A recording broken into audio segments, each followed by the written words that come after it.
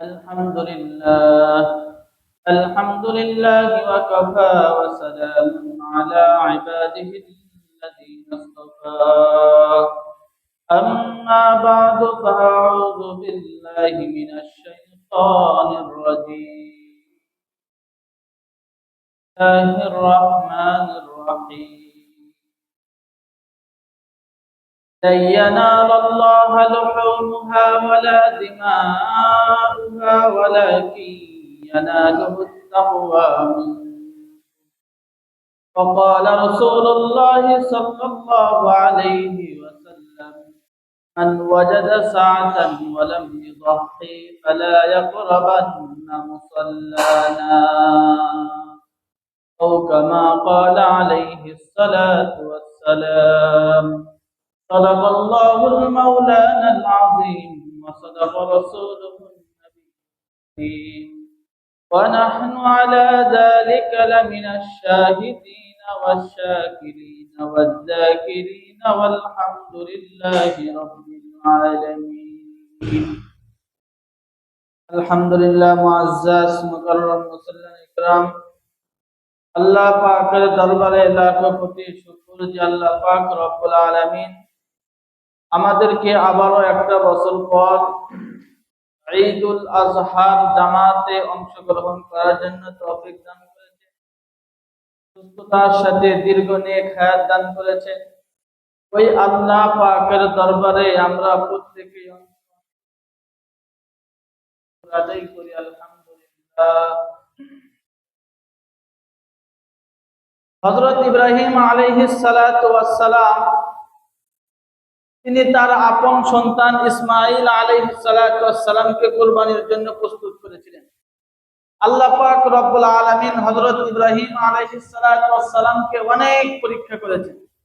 যতগুলো পরীক্ষার মধ্যে আল্লাহ পাক হযরত ইব্রাহিম আলাইহিস সালাতু ওয়াস সালামকে ফেলেছেন, প্রতিটি পরীক্ষায় হযরত ইব্রাহিম আলাইহিস সালাতু ওয়াস সালাম পাস করেছেন। সূরা বাকারার 124 নম্বর আয়াতে আল্লাহ তাআলা বলেন وَإِذِ ابْتَلَى إِبْرَاهِيمَ رَبُّهُ بِكَلِمَاتٍ فَأَتَمَّهُنَّ আল্লাহ তাআলা বলেন আমি ইব্রাহিমকে যত পরীক্ষায় আমি তাকে ফেলেছি প্রতিটি পরীক্ষায় সে পাস করেছে। সে পাস করেছে প্রতিটি পরীক্ষায়, কোনো পরীক্ষায় তিনি ফেল করেনি। আমরা প্রত্যেকে জানি সেই মূর্তির ব্যাপারে, যেই মূর্তি ভাঙার কারণে হযরত ইব্রাহিম আলাইহিস সালাতু ওয়াস সালামকে আগুনের ভিতর নিক্ষেপ করা হয়েছিল। তিনি কোনো পরোয়া করেছিল? ভয় পেয়েছিল? কোনো ভয় পায় নাই। আগুনের ভিতর ঝাঁপ দিতে প্রস্তুত, কিন্তু সেই আল্লাহ পাকের সাথে কাউকে শরীক করতে প্রস্তুত না। এইভাবে কঠিন কঠিন পরীক্ষার মধ্যে তিনি উত্তীর্ণ হয়েছেন, পাশ করেছেন। আল্লাহ পাক রব্বুল আলামিন সেই আগুনকে তার জন্য ঠান্ডা আরামদায়ক বিছানা বানিয়ে দিয়েছিলেন, যেটা আল্লাহ পাক রব্বুল আলামিন স্পষ্ট ভাবে সূরাতুল আম্বিয়ার ভিতরে বলেন কুলনা ইয়াকুনি বারদাউ ওয়া সালামান আলা ইব্রাহিম। আমি আগুনকে বললাম, হে আগুন, তুমি ইব্রাহিমের জন্য শান্তিদায়ক নরমদায়ক তুমি বিছানা হয়ে যাও, আরামদায়ক ঠান্ডা বাগান হয়ে গেছে। কিসের জন্য? যখন আল্লাহ তাআলাকে রাজি আর খুশি করার জন্য যত ঝড় তুফান নিজের জীবনের উপর আসছে এগুলো কোনো পরোয়া করে নাই, একমাত্র আল্লাহ তাআলাকে ভালোবেসে গিয়েছে। এইভাবে হযরত ইব্রাহিম আলাইহিস সালাতু ওয়াস সালামের সন্তান, বৃদ্ধ বয়সে সন্তান হইল হযরত ইসমাঈল আলাইহিস সালাতু ওয়াস সালাম। সেই ইসমাঈল আলাইহিস সালাতু ওয়াস সালামকে আল্লাহ পাক নির্দেশ দিলেন বাবা ইব্রাহিমকে যে তুমি তোমার সন্তানকে জবাই করো, তুমি তোমার সন্তানকে জবাই করো। এই সন্তান অতি সহজে হয় নাই, অনেক বয়স্ক হওয়ার পরে সন্তান হয়েছে ইসমাঈল আলাইহিস সালাতু ওয়াস সালাম। সূরাতুল হিজর কোরআনুল কারীমের একটি সূরা, এই সূরা 54 এবং 55 নম্বর আয়াতে যখন ফেরেশতারা হযরত ইব্রাহিম আলাইহিস সালাতু ওয়াস সালামের কাছে আসছে সুসংবাদ দেওয়ার জন্য, নবী ইব্রাহিম আপনার একটা সন্তান হবে, পুত্র সন্তান। এই কথা শুনে ইব্রাহিম আলাইহিস সালাতু ওয়াস সালাম বলে, তুমি কি বলতেছো? আমি হয়ে গেছি বৃদ্ধ হয়ে গেছি, এখন কি আমার সন্তান হওয়ার বয়স আছে? ফেরেশতাদেরকে এই কথা বলে। قال أما مسني الكبر فبما تبشرون কিভাবে তোমরা আমাকে সন্তান হওয়ার সুসংবাদ দিচ্ছ? আমি তো বৃদ্ধ বয়সে উপনীত হয়ে গিয়েছি। قالوا بشرناك بالحق فلا تكن من القانطين ফেরেশতারা জবাব দেয়, ওগো নবী ইব্রাহিম, আল্লাহ পাকের পক্ষ থেকে যে সংবাদ আপনাকে দেওয়া হচ্ছে এটা হলো সত্য সুসংবাদ। ফালা তাকুন মিনাল কানিতিন, আপনি কোন নৈরাশ যারা হয় তাদের অন্তর্ভুক্ত হবেন না। যারা নৈরাশ হয়ে যায় আল্লাহর রহমত থেকে, আপনি তাদের অন্তর্ভুক্ত হবেন না। আল্লাহ পাকের পক্ষ থেকে যে সুসংবাদ আপনাকে দেওয়া হচ্ছে এটা সত্য, এটা সত্য সংবাদ, আপনি নৈরাশ হবেন না। এই বয়সে যখন সন্তানের সুসংবাদ পাইল, পাওয়ার পরে ওই সময় কিরকম খুশিতে আত্মহারা। আমাদের অনেকের যাদের ছেলে হয় না, শুধু মেয়ে হয় অথবা কারো হয়ই না, আমরা সন্তানের জন্য কত পাগল না। হায় যদি একটা ছেলে সন্তান হতো, হোক সেটা কালো, হোক সে কোনো ন্যাংরা, তাও যদি একটা ছেলে সন্তান হতো, ওয়ারেসটা কমাস কম আমার ছেলেই পেয়ে যেত। এরকম আমরা আশা করি না? এরকম কিন্তু আমরা অনেকে আশা করি। আদরের সন্তান, ফুটফুটে ছেলে, বৃদ্ধ বয়সে যখন হযরত ইব্রাহিম আলাইহিস সালাতু ওয়াস সালাম তার যখন সন্তান হয় ইসমাঈল আলাইহিস সালাতু ওয়াস সালাম, আসার পরে আল্লাহ পাক হুকুম দিলেন জবাহ করার, যে তাকে কুরবানি করো। এই সুসংবাদ আবার যখন সন্তানের এই সুসংবাদ যখন তার স্ত্রী হাজরা আলাইহিস সালাতু ওয়াস সালাম যখন শুনলো, শোনার পরে বলতেছে, قالت يا ويلتى آلد أنا عجوز وهذا بعلي شيخا يا ويلتى হায় আফসোস, কিভাবে আমি সন্তান প্রসব করব। يا ويلتى آلد أنا عجوز, আমি তো অক্ষম হয়ে গেছি, আমি বন্ধ হয়ে গেছি। অর্থাৎ নারীদের একটা বয়স থাকে, যেই বয়স পার হওয়ার পরে বন্ধা হয়ে যায়, আর সন্তান প্রসব করার ক্ষমতা রাখে না, সক্ষমতা হারিয়ে ফেলে, অর্থাৎ বন্ধা। এটা বর্তমান 60 থেকে 65 বছর পার হলে হয়ে যায়। তো এই যে বন্দা, হযরত ইব্রাহিম আলাইহিস সালাতু ওয়াস সালামের স্ত্রী হাজরা বলতেছে, আলী তানা আজুজ ওয়া হাদা বালি শাইখা, আর এই যে আমার স্বামী, এও তো বৃদ্ধ হয়ে গেছে। আমি তো নিজে বৃদ্ধ হয়েছি, এই যে আমার স্বামীও বৃদ্ধ হয়ে গেছে, কিভাবে সন্তান গ্রহণ করব?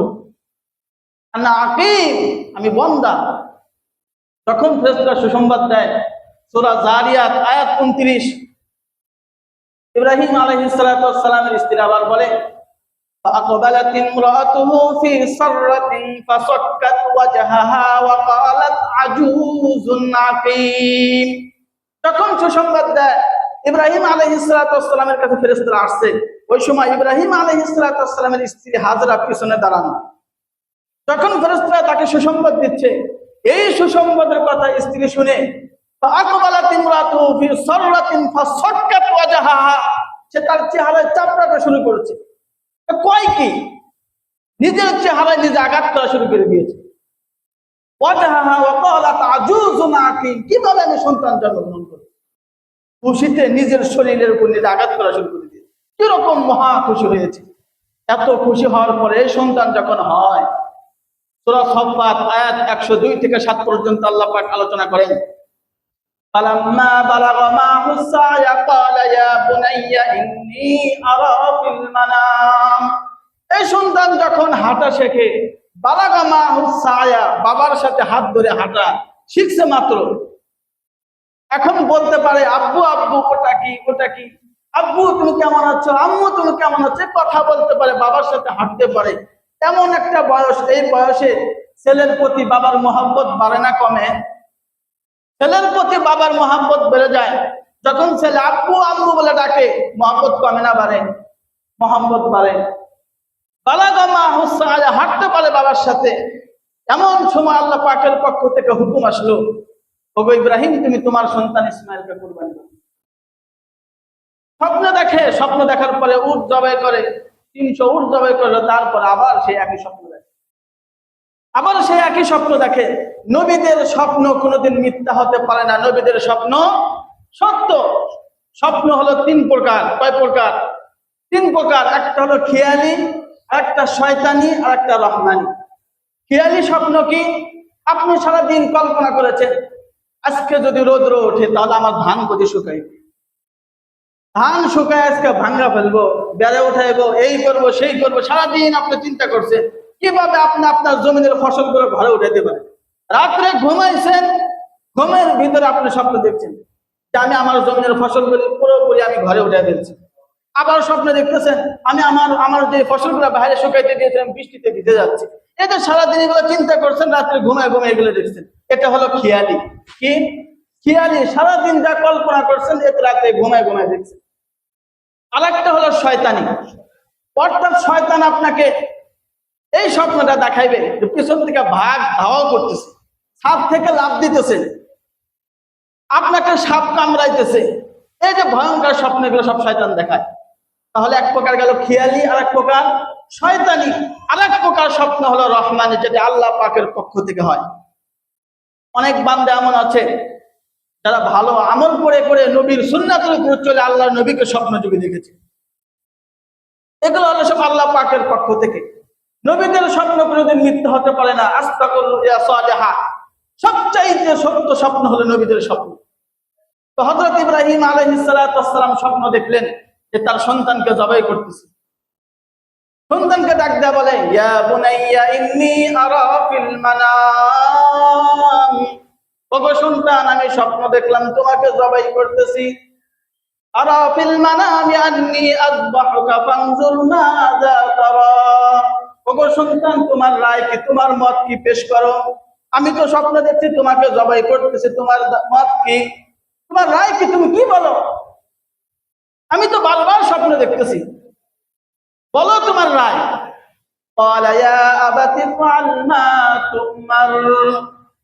সন্তান বাবাকে ডাক দেয়া বলে, বাবা আবার তিফআল, আপনি তাই করুন, মা তুমার, আল্লাহ যেভাবে আপনাকে আদেশ করেছে, আল্লাহ পাক আপনাকে যেভাবে আদেশ করেছে আপনি ওইভাবেই হুকুম কার্যকর করেন। সাতাজিদুনি ইনশাআল্লাহু মিনাস সাবিরিন, অচিরেই আপনি আমাকে ধৈর্যশীলদের অন্তর্ভুক্ত পাবেন। আপনি আল্লাহর হুকুম বাস্তবায়ন করবেন, আমি কোন সময় ধৈর্য হারা হব না, আমাকে সবুর ধৈর্যশীলদের অন্তর্ভুক্তই পাবেন। ফালাম্মা আসলামা ওয়া তাল্লাহু লিল জাবিন, তখন পিতা পুত্র উভয়ে আত্মসমর্পণ হয়ে গেল জবাই করার জন্য। হযরত ইসমাঈল আলাইহিস সালাম যখন নিচে শুয়ে গেলেন যে বাবার হাতে জবাই হবেন, আসলামা ওয়া তাল্লাহু লিল জাবিন, তাকে উল্টা করে শোয়ানো হলো। ওই সময় আল্লাহ পাকের পক্ষ থেকে ডাক আসে, ওয়ানাদাইনাহু আইয়া ইব্রাহিম, ও ইব্রাহিম, কত সাদ্দাকুতার রুইয়া, তুমি তোমার স্বপ্নকে বাস্তবায়ন করেছো। আমি তোমার কাছে তোমার সন্তান চাই না, আমি চাইছি তোমার তাকওয়া। কত সাদ্দাকুতার রুইয়া ইন্না কাযালিকা নাজজিল মুহসিনিন, তুমি সব স্বপ্ন বাস্তবায়ন করে মুহসিনিনদের অন্তর্ভুক্ত হয়ে গিয়েছো। কাজেই আমি আর এই মুহসিন যারা তাদের প্রতিদান আমি আল্লাহ পাক নিজে দিয়ে থাকি। ইন্না হাযা লাহুয়াল বালাউল মুবিন, এটা হযরত ইব্রাহিম আলাইহিস সালামের জন্য বিশাল এক পরীক্ষা ছিল। ফাদাইনাহু বিযিবহিন আযীম, এরপরে আল্লাহ পাক রব্বুল আলামিন পশু কুরবানির মাধ্যমে হযরত ইসমাঈল আলাইহিস সালামকে মুক্ত করে দিলেন। তাহলে এই কুরবানি এটা আত্মত্যাগ, শুধু পশুর সাথে নিজের অহমিকা, নিজের যে সমস্ত আমাদের ভিতরে খায়সাতে নফসের আছে এগুলো সব দমন করে দেয়, এগুলো কুরবানি করে দেওয়া। এখানে কুরবানির ইতিহাস থেকে শিক্ষা নেওয়া তাকওয়া, আল্লাহর ভয় অন্তরে আসা। ঈদের দিন, কুরবানির দিন, কুরবানির চাইতে উত্তম আমল আর নাই। আমরা যত আমল করি সব আমলের মধ্যে ঈদের দিন সবচেয়ে উত্তম আমল হলো কুরবানি করা। আয়েশা রাদিয়াল্লাহু তাআলা আনহা তিনি বলেন, ইবনে মাজাহ 3126 নম্বর হাদিস, আল্লাহ নবী বলেন, মা আমিলা ইবনে আদম ইয়াওমান নাহরি আহাব্বা ইলাল্লাহি মিন ইহরাকিদ দাম ওয়া ইন্নাহু লায়াতি ইয়াওমাল কিয়ামাতি বিকুরুনিহা ওয়া শাআরিহা ওয়া আজলাফিহা। বান্দা ঈদের দিন যে আমলগুলা করে, যত আমলই সে করুক, সব আমলের মধ্যে সবচাইতে উত্তম আমল হলো কুরবানি। সবচাইতে ঈদের দিন উত্তম আমল কি করা? কুরবানি করা এটাই হলো সবচেয়ে উত্তম আমল। মিন ইহরাকিদ দাম, অর্থাৎ রক্ত প্রবাহিত করা। وإنه ليأتي يوم القيامة بقرونها وشعارها وأزلافها। কারণ আমি যে কুরবানি করতেছি যে পশু, কাল কিয়ামতের ময়দানে এই পশু তার সমস্ত অঙ্গ প্রত্যঙ্গ নিয়ে আমার সামনে উপস্থিত হবে। এগুলি বান্দার আমলনামা ওজন করা হবে। আজকে দুনিয়াতে কুরবানির পশুর অনেক জিনিস আছে আমরা খাইতে পারি না, এগুলো খাওয়া হারাম, কিন্তু কাল কিয়ামতের ময়দানে এগুলিও সব আমার আমলনামা ওজন করা হবে, এগুলো আমলনামা ওজন করা হবে। এরপরে আল্লাহ নবী বলেন, ওয়া ইন্নাদ দামলা ইয়াকা মিনাল্লাহি বিমাকানিন ক্বাবলা আন ইয়াকা মিনাল আরদি ফাতিবু বিহা নাফসা। এই জমিনে এই পশুর রক্ত পড়ার পূর্বেই আল্লাহ পাকের দরবারে পশু একটা সম্মানিত স্থানে পৌঁছে যায়। ফাতিবু বিহা নাফসা, সুতরাং তোমরা আনন্দ চিত্তে কুরবানি করো, আনন্দ চিত্তে তোমরা পরস্পর একে অপরের সাথে মহব্বত নিয়ে আনন্দ চিত্তে কুরবানি করো। এই কুরবানির মাধ্যমে অধিক সওয়াব আমাদের অর্জন হয়। হাদিসের বর্ণনা করে যায়েদ ইবনে আরকাম রাদিয়াল্লাহু তাআলা আনহু, ইবনে মাজাহ 3127 নম্বর হাদিস। অন্যরা কথা বলেন না, অন্যরা কথা বলেন না। যায়েদ ইবনে আরকাম রাদিয়াল্লাহু তাআলা আনহু তিনি বলেন, قالوا أصحاب رسول الله صلى الله عليه وسلم ما هذه الأضاحي। সাহাবা ইকরাম রাদিয়াল্লাহু তাআলা আনহুম তারা একবার আল্লাহর নবীকে প্রশ্ন করলেন, ওগো আল্লাহর নবী, মা হাযিহিল আদাহি, এই কুরবানি কি জিনিস, আমরা কেনই বা কুরবানি দেব? ক্বালা সুন্নাতু আবিকুম ইব্রাহিম। আল্লাহর নবী বললেন, কুরবানি হলো তোমাদের পিতা হযরত ইব্রাহিম আলাইহিস সালাতু ওয়াস সালামের সুন্নাত। ক্বালু ফামা লানা ফিহা ইয়া রাসূলুল্লাহ। সাহাবা ইকরাম আবার প্রশ্ন করলো, ইয়া রাসূলুল্লাহ, কুরবানির মাধ্যমে আমাদের কি হবে, আমাদের লাভ কি? আল্লাহর নবী জবাব দিলেন, ক্বালা বিকুল্লি শাআবাতিন হাসানা, প্রতিটি পশমের বিনিময়ে তোমাদের সওয়াব হবে। ক্বালু ফাসুফু ইয়া রাসূলুল্লাহ। সাহাবা ইকরাম আবার প্রশ্ন করলেন, ওগো আল্লাহর নবী, প্রতিটি পশমের বিনিময়ে সওয়াব? আল্লাহর নবী বললেন, হ্যাঁ, প্রতিটি পশমের বিনিময়ে তোমাদের আমলনামায় সওয়াব দেওয়া হবে, প্রতিটি পশমের বিনিময়ে আমাদের সওয়াব হবে। এই কারণে কুরবানি করা কার জন্য? আল্লাহর জন্য। আল্লাহর নবী 10 বছর মদিনা অবস্থান করেছেন, 10 বছর আল্লাহর নবী কুরবানি দিয়েছেন। ইবনে ওমর রাদিয়াল্লাহু তাআলা আনহু সূত্রে বর্ণিত, তিনি বলেন, আকামা রাসূলুল্লাহি সাল্লাল্লাহু আলাইহি ওয়াসাল্লাম বিল মাদিনাতি 10 সিনিনা ইউদাহি। আল্লাহর নবী 10 বছর মদিনা অবস্থান করেছেন, 10 বছরে আল্লাহর নবী কুরবানি করেছেন, কোনো বছরে মিস দেন নাই। এখানে যত সম্ভব চেষ্টা করা কুরবানির ভিতরে অংশগ্রহণ করা। আল্লাহ নবী বলেন, মান ওয়াজাদা সাআতান ওয়া লাম ইউদাহি ফালা ইয়াকরাবান্না মুসাল্লানা। যে ব্যক্তি কুরবানির সামর্থ্য রাখে, কুরবানি দেওয়ার মতো তার সাধ্য আছে, এরপরেও কুরবানি দেয় না, এই ব্যক্তি যাতে ঈদগাহে ঈদের নামাজ পড়ার জন্য না আসে, সে যাতে ঈদগাহে না আসে। কত বড় ধমকি দিয়েছেন আল্লাহ নবী, কুরবানি ওয়াজিব কিন্তু কুরবানি দেয় না, সে যাতে ঈদগাহে না আসে। এই কারণে আমাদের কুরবানি কার জন্য হবে?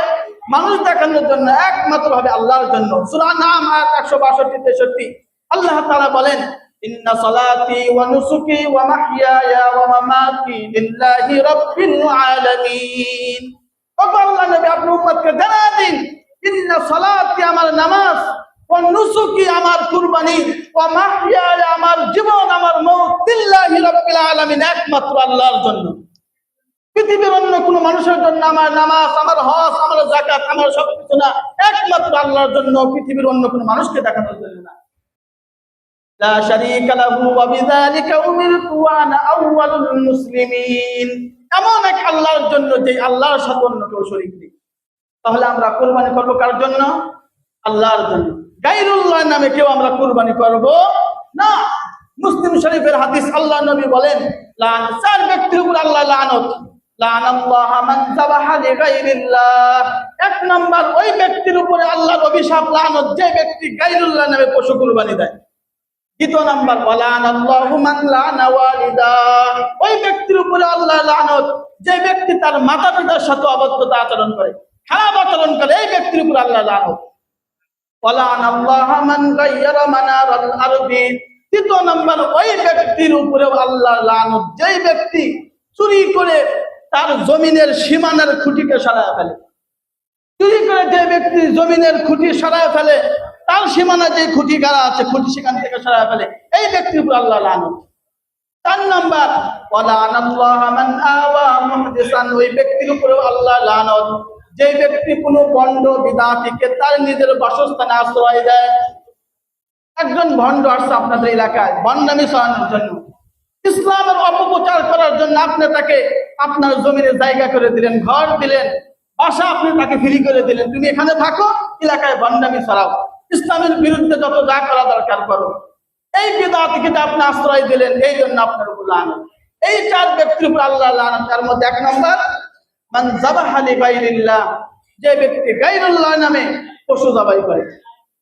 এই কারণে আমাদের পশু জবাই হবে একমাত্র আল্লাহর জন্য। সূরা হজ আয়াত 37 আল্লাহ বলেন, লা ইয়ানালাল্লাহু লুহুমুহা ওয়ালা দিমাউহা ওয়ালাকিন ইয়ানালুহুত তাকওয়া মিনকুম। লা ইয়ানালাল্লাহু লুহুমুহা, তোমরা যে কুরবানি দাও, এই কুরবানির কোনো অংশ, কোনো মাথা, রান, গোশত, কোনো কিছুই আমি আল্লাহর কাছে আসে না। কোনো অংশ আমি আল্লাহর কাছে আসে না। আমরা যে কুরবানি দেই আল্লাহর জন্য কি একটা মাথা রেখে দেই, একটা রান রেখে দেই? আমরা 3 ভাগ করি, 1 ভাগটা আল্লাহর জন্য রেখে দেই, এই ভাগটা আল্লাহকে দেব। আল্লাহ বলেন তোমাদের কুরবানির কোনো অংশ আমার কাছে আসে না।